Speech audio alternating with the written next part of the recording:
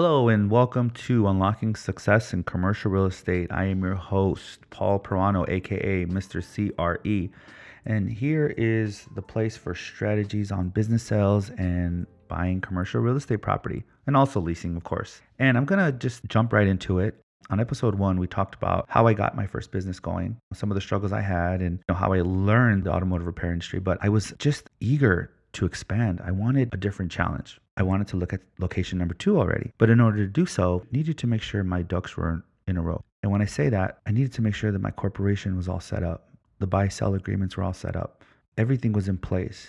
And it just so happens that that wasn't the case. I trusted people to watch my back in that sense, and they didn't. They worked in a very dishonest way. When it was all said and done, they weren't giving me my fair share. But like all good things, everything comes to light, and you cannot work in that way and expect good things to happen to you.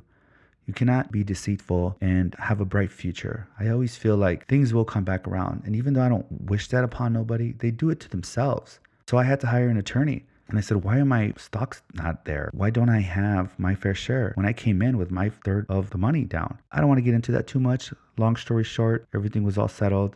But for those who are out there looking to get into a business or to join a partner, please make sure you hire an attorney. Get your paperwork in order. Make sure everything's in black and white. Don't just take a verbal agreement or a gentleman's agreement and go forward. I always hear it all the time. Well, I'm working for this guy and he promises me a partnership in this corporation, and once he decides to sell, he'll sell it to me XYZ. No, none of that stuff matters. Get everything down written on paper. Make sure you're protected, and you'll be able to sleep better at night. So here we are, 22 years old, thinking of the next location. I was invited to lunch by a financial advisor. Why was I meeting a financial advisor? Well, I was thinking of ways and where to allocate my little income that I was making. I had some money stashed away and I wanted to invest. And I also thought about real estate, and I should have bought some real estate. But, this was in 2006, 2007. The market wasn't as healthy as it is now. And, another thing I wanted to mention, I always wanted to be a realtor. Even at 18 years old, I went to take my classes and I was getting prepared. And then my life just took a left turn into this industry. But I always had that need to want to be a realtor. I found it very interesting, and I felt like that was always my calling. But here I am. I'm running a repair shop. And the financial advisor said, come out to lunch with me. And he was actually recommended by a partner. And we met the financial advisor, and he brought a young lady with him. He had just recently been divorced, but he was out dating, and he brought a young lady with him. And she was rambling on about Wingstop and how they're going to open up a location in Chicago and how things are going to be great. And, and I was very excited for them. I was like, that's great, because success loves hearing success stories, right? I mean, that's, we're not hating on anybody. We love it. So I'm all for it. I'm like, wow, this is going to be great. When you guys open up your location, let me know. I'll be there. I'll be your first customer, So about a month later, I had to meet with him because we were closing up the year, and he had said that he had just broken up with her and he's no longer moving forward with that idea. So I simply asked him, I said, well, do you mind if you pass on that contact information to me, and I'll be happy to move forward with that plan, with that vision.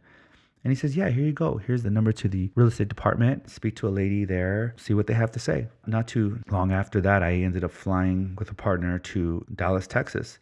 That's where the headquarters was. Sat there with the CEO, CFO, head of the real estate department, and we gave them our vision. We told them our plans and how we want to expand their brand. And I told them, I said, we own a Midas shop now, and honestly, Midas is kind of already settled. They have locations everywhere, and you guys are new to the Chicagoland market, and I like the challenges. I want to help build your brand. I'm very ambitious. I have experience in the restaurant industry, and I'm no stranger to hard work. And they said, okay, well, let's see how serious you are. We need 5 stores. And I was like, wait, what? 5 stores? I thought it was... I only wanted to open up 1 restaurant, not 5. And they says, well, that's what we're looking for. If you want, to be a part of what we have going on, it's 5 stores. That's the minimum. And I said, okay, well, of course. I said yes, but when they showed me how much I needed as a down payment for a 5-store territory, I said, well, we'll get back to you. And I remember being on a plane back to Chicago with my partner, and he said, well, I guess, that was that. And, we'll just kind of continue doing what we're doing. And I said, no, I'm not thinking of the fact that I can't afford it. I'm thinking of ways of how can I afford it? Very equational mentality. And he says, well, what do you have in mind? I said, why don't we just replicate what we already did, what I just did? We buy a shop, for a good price. We bring in our system, we bring in our team, and we allocate all profits to this new concept. He says, okay, you'll be on your own island again, you're on your own planet. And I said, that's fine. That's why they have, books for dummies, right? So I needed to learn QuickBooks. I needed to learn payroll. I needed to learn many more skills. I remember going and picking up books, and that's how I learned. If you don't know something, go out to the library, go out to a bookstore, go get the information. Sometimes those books for dummies, I remember the first book I bought was Bookkeeping for Dummies. Those books revolutionized my life. There was no secret sauce. There wasn't no, oh, he just got in there and things just happened. I mean, don't get me wrong. God's plan is God's plan, but you need to actually try. You need to want to learn. So I knew how to assemble a team already. I knew how to run a shop, but I needed to learn all the back end stuff. Make sure my books are in order. The profits are being stashed away for this big idea that we had. And as I was learning these different skill sets, I was also assembling the team at my first Midas location. I was hiring, interviewing people, mechanics and service advisors. And once we were all set to go and ready to close on the second location, before we did that, of course, I went into the second location because I wanted to see who I can keep with me. This was an operating location that corporate was actually operating. The underdog, Midas and Franklin Park. Shout out to Franklin Park. Nobody wanted this location for one reason or another. As a realtor, we're not supposed to talk about why and which location areas are better than other. But let's just say this wasn't a favored Midas shop for Midas operators for whatever reason. I looked at it as an opportunity. Went into the shop, got extremely bad service. The mechanics were not giving me information on what my car needed. And the service advisor pretty much just wanted me in and out of there. So I said, oh, great. I'm happy you did this. Thank God. Now I'm going to buy this shop, right? So we went in there. We told everyone to kindly leave. Went in there with a broom and a mop. We cleaned up the whole store and we were ready to go. But it wasn't that easy. We just didn't open our doors and expect everybody to come in. We had some work ahead of us, right? And as you're opening up a new business, you have to market. You have to advertise. You had to spend the dollars sometimes. But we didn't have that money. So we had to use whatever we had in front of us, which was we had a database. We worked our database. We called back clients that haven't been there in a while. We told them we're under new ownership. Come on in, check us out. The service and the vibe is going to be completely different. We also did Groupon. Buy 3 oil chains, get the 4th one free. Back when Groupon was just coming up. Facebook. We started a Facebook page. I was advertising on Yelp, different strategies on creating the awareness that we're under new ownership and new management. I also have a picture of an inflatable gorilla in front of my shop that said under new ownership or special, but we tried different things. And I have pictures of that. I'm going to post that on this podcast. So we went in there.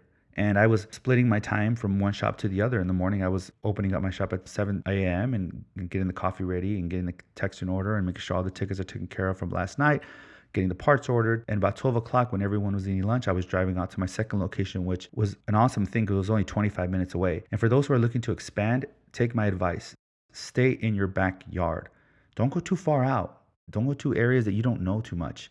If you can't get there within 30 minutes to a max an hour, don't get involved. That's my advice to you. Unless you're running the type of business where you can just let it go, set it up, and it just runs. But for the most part, like these type of businesses, you need to be there. You need to show face. Spend the time there because when the cat's away, the mice will play. That's the truth. At night, I was closing up at 7 p.m. That was my life for about 8 to 9 months. As we were doing so good, I was saving enough money and it was time to put the down deposit for the 5-store deal for Wingstop. But I needed to make sure that the fort was going to be held down right. I remember getting a call from my brother who lived in California at the time, and he was having some hardship. And he says, I don't know what to do. And I said, why don't you come out here and come work for me? So he flew out. I took him to the shop and I said, here you go. Here's a broom. Get going. He's like, wait, why am I going to start as a oil change guy and mopping the floors? Like, shouldn't I be an assistant manager? I mean, we're brothers. I'm like, no. Everyone starts at the bottom. If you want to learn this right, I'm going to teach you how to fish. I'm not going to give you a fish. You want to make this a career. You need to have a successful career. In order to do that, you have to learn how I learned. Work for more than money. So he did. He started from the bottom. He worked his way up. He sold his first service. It was an engine. Out of all services, somebody came in with an engine need, and I helped him sell that. I said, always be closing, telling he's not selling. Just like on my first episode, go. And he sold it. Now he works for a very successful dealership in Wisconsin, and kudos to him. He made a career out of it. So now that 2 shops were ready to go, I was all teed up for the 3rd location, for Wingstop.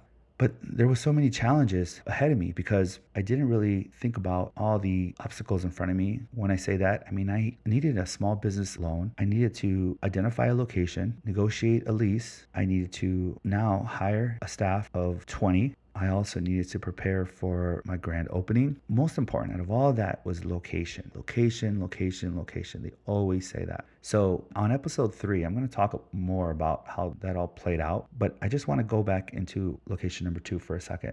What we covered was having thoughts of expanding and being prepared for it, using your experiences, using what works and sticking to it. If something's working for you, stick with that, replicate it. What I did was I took a very big risk in jumping into a completely different industry, but I had experience from the past in restaurants. I've had experience in building teams because I was once in a multi-level marketing company where that's what we did. We developed, we were leaders, and we helped grow our tree. I know people have very negative thoughts on multi-level marketing companies, but those companies revolutionized my life because I learned so much. I learned how to get from the day, not through the day. I learned how to work for more than money. I learned how to inspire. And back then when people were making fun of me and saying those are just pyramid scams, I was changing my philosophy. I was changing my mindset. And of course, a lot of books. I read a lot of self-help books, authors like John C. Maxwell, Jim Rohn, audiobooks of Jim Rohn. I was listening to I read the book Think and Grow Rich, The Richest Man in Babylon. Those are books that I can recommend that changed my life. And we're talking 17, 18 years old. This was before the Midas business.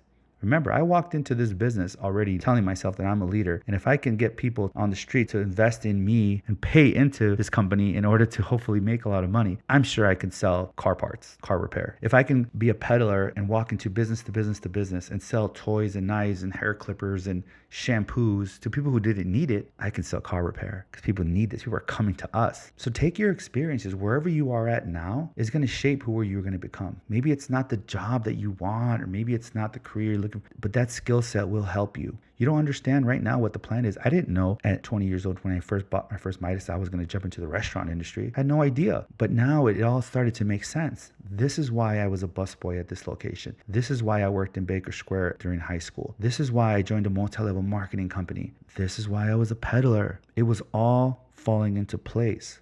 While everyone was telling me I was crazy and, why are you doing these types of jobs?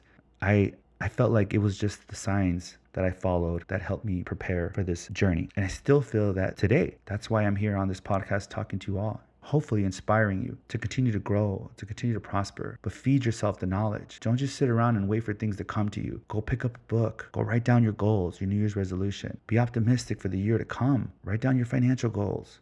Know what you don't know will hurt you. I can pull out a journal from when I was 19 years old, and it literally stated everything I was going to do. I said I was going to own 2 Midases, and I was going to invest in something else. I wrote that down. I think I'm going to take a snapshot of it and just put it on my podcast. But everything was written to an extent, but some things happen just naturally.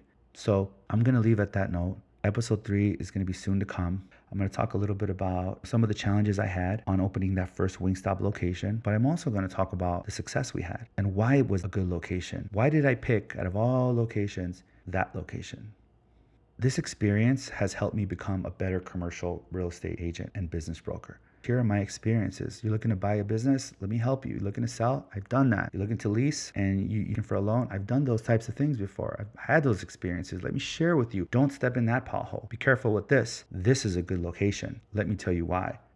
I treat every single deal like it's my own, because my sole purpose is to help my clients preserve their wealth and grow their wealth. And I hope you guys think of the same if you're going to jump into this industry, become realtors or business brokers. But if you're not, going back to what I said earlier, change your mindset, change the philosophy. The company you keep will become who you are. Look around. Who am I around every day? Are these people helping me grow, or are they bringing me down? And when there's no one there and you just want to be alone, great. I always had my audiobooks to listen to, my journals to read, but it'll start to make sense. So I want to leave off at that. Hopefully everybody has a wonderful next year. And thank you so much for listening. This is Mr. Cray checking out for the 2024. Hope to have the opportunity to speak to you more in 2025. Thank you.